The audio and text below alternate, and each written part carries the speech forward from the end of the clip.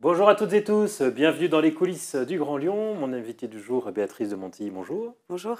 Vous êtes élue d'opposition dans le 3e arrondissement de Lyon. On vous a vu très présente cet été pour réagir sur le front de l'actualité. Vous avez profité des vacances de Pierre Oliver pour prendre le leadership de la droite lyonnaise? Non, écoutez, j'ai pris la parole quand il m'a semblé utile de prendre la parole. Je ne la prends pas de façon automatique, mais c'est vrai que quand j'ai quelque chose à dire, je parle. Voilà. Vous- Donc il y a eu des sujets pendant l'été, on va en reparler ensemble. Donc pour vous, les sujets de l'été, c'était important d'intervenir sur le Tour de France nudiste qui est passé à Lyon. Vous avez demandé son interdiction. Oui, ça peut paraître anecdotique. C'est quelques Lyonnais, enfin, ou pas Lyonnais d'ailleurs, nudistes qui ont décidé de faire un Tour de France pour dire leur volonté de favoriser le vélo. Mais c'est vrai qu'il y a un parallèle avec le Tour de France qui a été refusé par le vrai Tour de France, refusé par Grégory Doucet à Lyon. Moi, je trouve tellement dommage de ne pas profiter de toutes les manifestations qui rassemblent les Lyonnais.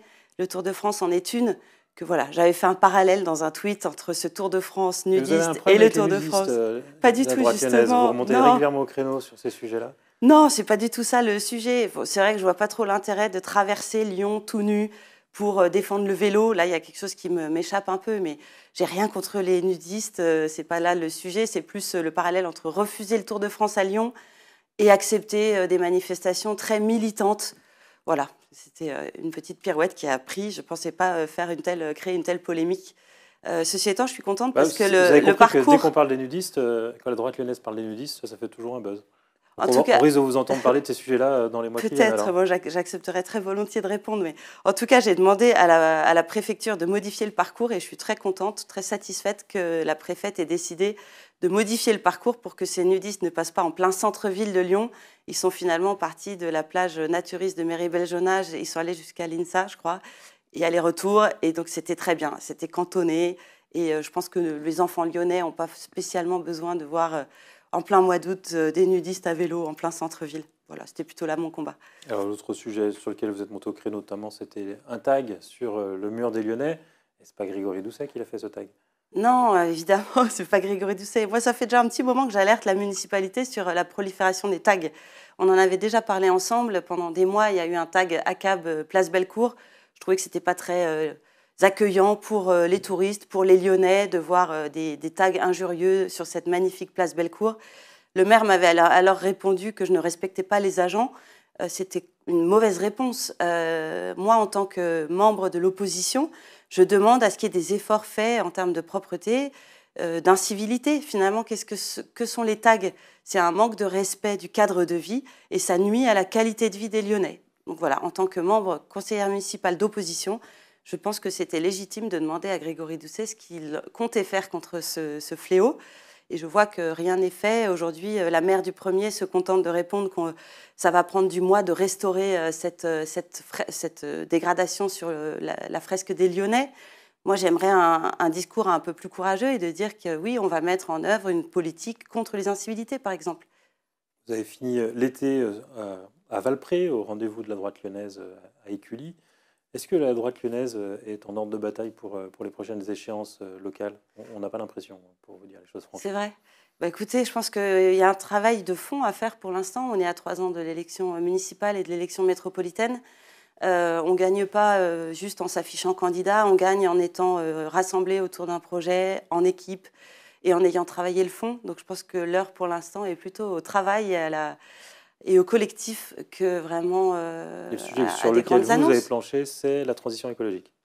Oui, moi j'ai parlé d'écologie en effet sur cette table ronde. J'étais invitée par Sébastien Michel, le maire d'Écully, qui a organisé sa rentrée politique autour de plusieurs tables rondes. Vous pourriez faire mieux que les L'attractivité, écologistes en la matière? l'écologie. Oui, je pense qu'on peut faire mieux avec une posture un peu plus humble. C'est vrai que j'ai commencé mon discours comme ça, en disant, enfin ma table ronde, en disant que je pense que ce sujet est suffisamment important pour qu'on l'aborde avec humilité.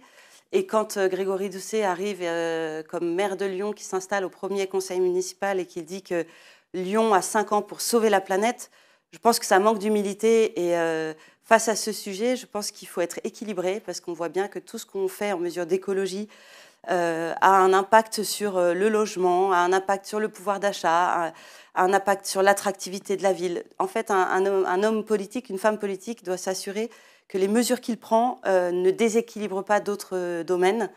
Donc voilà, pour moi, il faut, en termes d'écologie, de l'humilité, de l'équilibre, et puis une vraie volonté d'obtenir des résultats concrets. On a beaucoup d'effets d'annonce dans ce domaine. Quels sont vraiment les objectifs concrets sur lesquels on pourra juger l'action des écologistes aujourd'hui? Moi, c'est ça qui m'intéresse, c'est voilà, de mettre en place une écologie pragmatique qui aussi fasse appel à tous les acteurs. C'est-à-dire que ce n'est pas uniquement le maire de Lyon qui, par sa politique, va résoudre nos problèmes. C'est en embarquant les citoyens, en embarquant le privé, les entreprises. C'est l'objectif Lyon zéro carbone en 2030. Oui, bah après, notre objectif est commun à nous tous, hein, la classe politique. La question écologique est une question primordiale, évidemment, et elle n'est pas réservée à la gauche ou aux écologistes. Un mot sur la sécurité. On se souvient que vous aviez présidé la mission d'information sur la sécurité. Ça s'était terminé un peu dans les polémiques sur l'organisation de la commission, mais avec le recul, les écologistes l'avaient trouvé utile, ça avait permis d'améliorer les procédures. Et vous ? Alors moi, j'ai trouvé que c'était quelque chose de très intéressant parce que ça nous a permis de mener beaucoup d'auditions.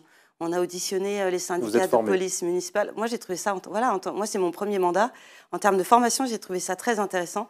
Après, c'est vrai qu'il y a eu beaucoup de frustration dans le déroulé de cette mission. On a voulu interroger des membres de l'AMF. On m'a dit qu'ils n'avaient pas répondu. Moi, en quelques coups de fil, j'ai trouvé quelqu'un de l'AMF, donc l'Association des maires de France, qui est venu nous donner des conseils. On voulait interroger le maire de Villeurbanne, ça nous a été refusé. On voulait interroger l'ancien maire de Rieux, qui est aujourd'hui député et qui travaille sur ces questions de police municipale. Ça nous a été refusé. On a voulu interroger aussi le préfet à la sécurité, qui a refusé notre... Et au final, est-ce que ça a été utile? Donc, frustration de ne pas avoir pu aller au bout de la sécurité à Lyon s'est améliorée. Faut poser la question aux Lyonnais. Il y a 3 sondages qui sont sortis. Un premier de l'IFOP, qui a été d'ailleurs mené par Lyon Mag, qui montre que 2/3 des Lyonnais estiment que la qualité de vie à Lyon s'est détériorée. On a perdu des places dans les 2 classements, celui du GDD et celui de The Economist. Donc, encore une fois, humilité. Cette question de la sécurité, elle est difficile à Lyon comme dans d'autres villes de France, d'accord, mais on ne peut pas se cacher sur ces problèmes de sécurité au niveau national. Qu'est-ce qu'on peut faire, nous, à Lyon, pour améliorer? Et c'est vrai que quand vous lisez le rapport qui a été remis par la rapporteure, qui est la maire du 7e arrondissement, c'est un peu creux, ça manque un peu d'engagement. C'était une belle occasion pour Grégory Doucet de montrer une réelle volonté d'être acteur de la sécurité à Lyon. C'est vrai que quand on se dit favorable à la... le mot ne me vient même pas tellement... à la... La bienveillance, sécurité, non, je ne sais pas. Excusez-moi, ce mot ne me vient pas.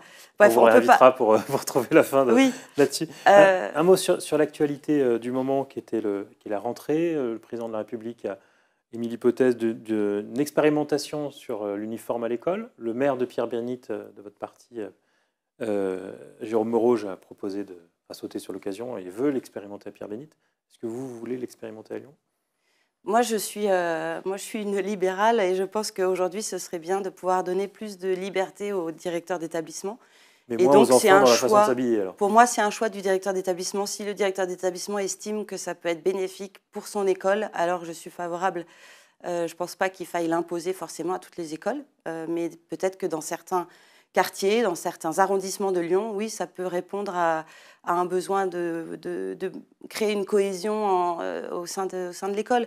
Après, je trouve que ce débat, il est un peu déplacé à l'heure où, pareil, on perd des places dans les classements sur le niveau en français, en lecture, en mathématiques.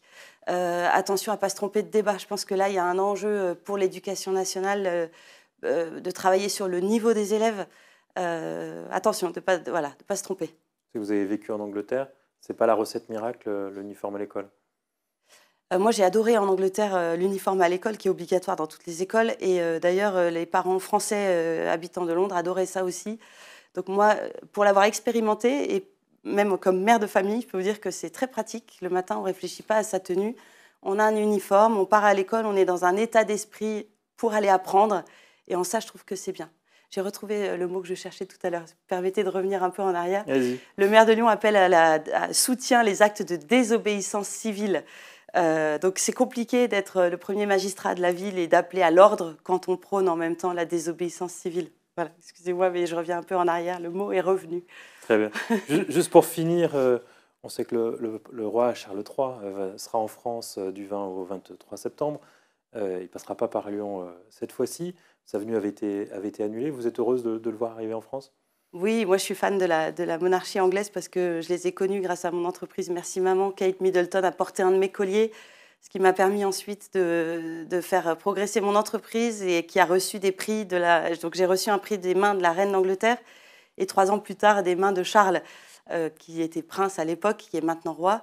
Moi, je trouve cette famille royale très engagée pour la prospérité et pour l'attractivité de son pays. Et aujourd'hui, je suis très heureuse qu'on puisse enfin accueillir le roi.